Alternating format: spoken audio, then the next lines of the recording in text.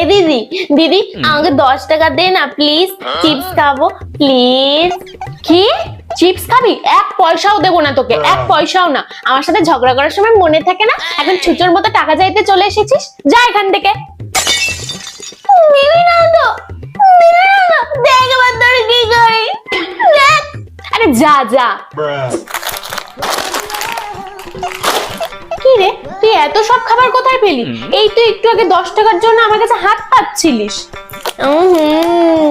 তুই খাবি? কোথায় পেলি বল? দেখ তুই তো 10 টাকা দিলি না, তাই আমি তোর বয়ফ্রেন্ড মানে রাহুলদাকে ফোন করে বললাম আমার এই খাবার লাগবে, আর তুমি যদি আমাকে না পাঠাও খাবারগুলো, তাহলে তোমার আর দিদির কথা আমি মা বাবাকে বলে দেবো।